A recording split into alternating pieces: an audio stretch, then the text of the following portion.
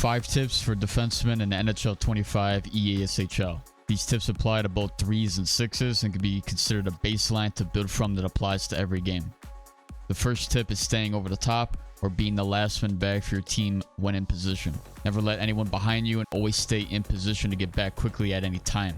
Many players will try to straight line past you, so being in a back pedal then turning your hips and skating with them is key to staying over the top. The speed of the game has been reduced, but high level players know how to abuse certain animations to skate faster, and being able to recognize when they're getting the top speed to turn and skate with them is a skill to learn.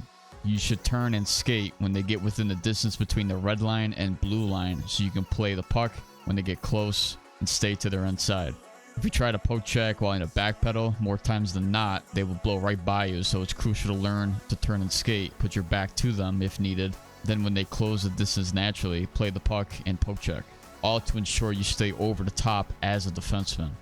The second tip is anchoring the blue line and slot in your zone. The reason we turn and skate with the player is to have a chance to play the puck carrier at the blue line if able to, in a safe manner. Blue line is your friend, and playing the puck carrier near the blue line while staying inside can draw other players offside, which is crucial to stopping plays off the rush. Never just give your opponents easy access into the zone. Position yourself to play inside while close enough to your man so you can play the puck carrier in the neutral zone first instead of letting them enter your zone and then attack them. The less your opponents enter the zone successfully, the less chance they have at scoring.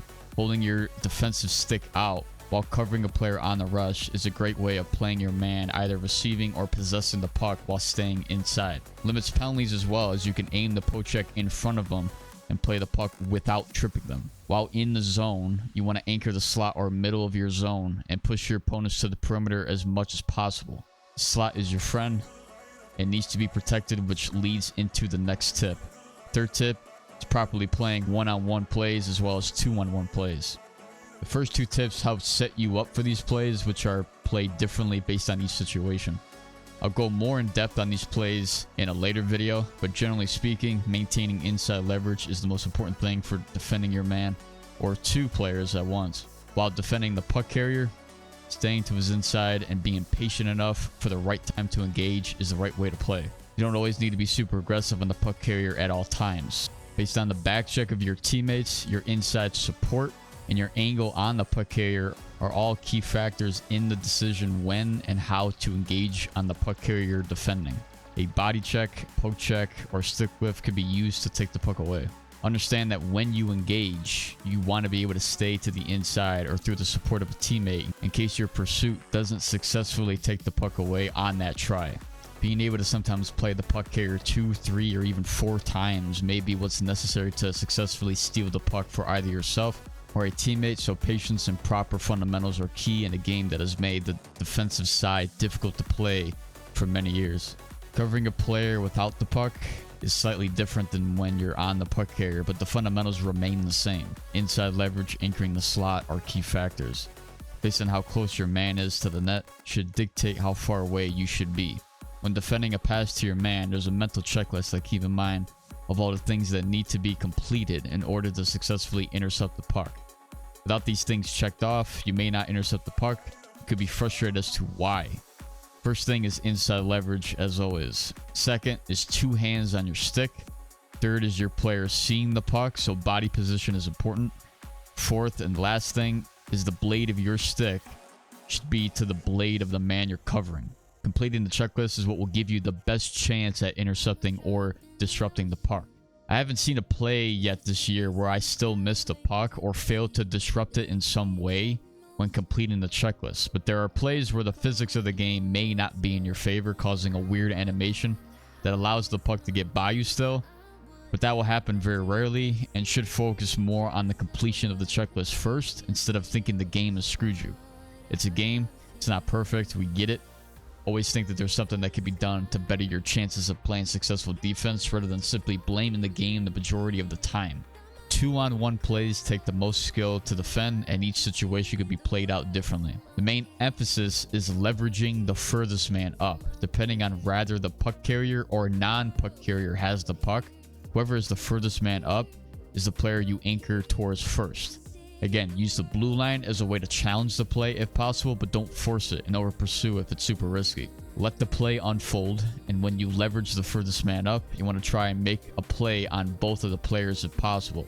I do this by using a fake towards the puck carrier if playing the non-puck carrier. By faking, you make it look like you're committing to the puck carrier and baiting him to pass across, then establish inside leverage on the other player to disrupt the play.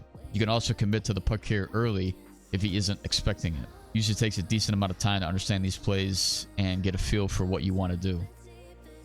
Fourth tip is controlling the breakout for your team. Think of it as being the quarterback in football. You control the puck and find an open teammate with time, space, and sometimes with speed being the key factors. How much time you have with the puck relies on whether the opposing team forechecks or not. If they forecheck, then time is limited and you need to get rid of the puck quickly if space is running out. By them forechecking, you should be able to find an open teammate quicker, and then they should be able to control the puck or find another pass to gain entry into the zone.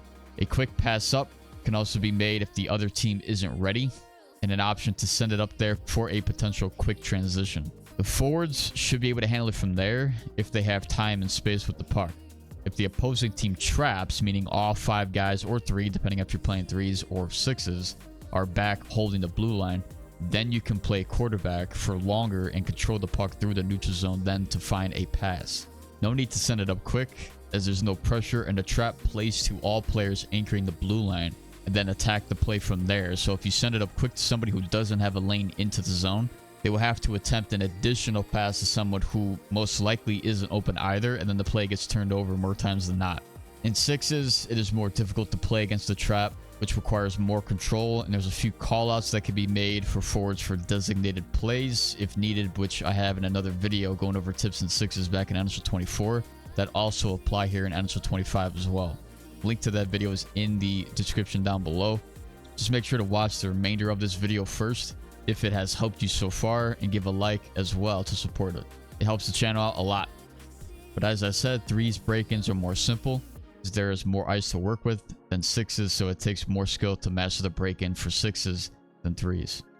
The fifth and final tip is understanding the importance of rotations and when it's appropriate to rotate throughout the play. This is hockey. Rotations can and will happen. You're not just bound to play your position at all time. You need to be able to rotate throughout the play and temporarily play a different position. Rotations can happen through stepping up with a body check, resulting in a teammate on the back check to cover you while stepping up for that rush. It can happen when a forward is delayed on a quick transition, and you as a defenseman can step up to fill a lane as a forward for that rush. It can happen by taking the puck yourself into the zone if no other forward is open and you have speed and a lane into the zone. And there's many other different scenarios that require a rotation. By understanding the other positions on the ice for your team, that will give you a better understanding on what rotations are possible and how to execute them at the right time. In 3s, there's more rotations for a defenseman, as there's more ice and less players out there than 6s. You don't always need to rotate. Sometimes simple hockey is best, and staying in structured play may be what's needed to succeed throughout the play. Depends on your team play, the operation of your opponents, and how each situation pans out.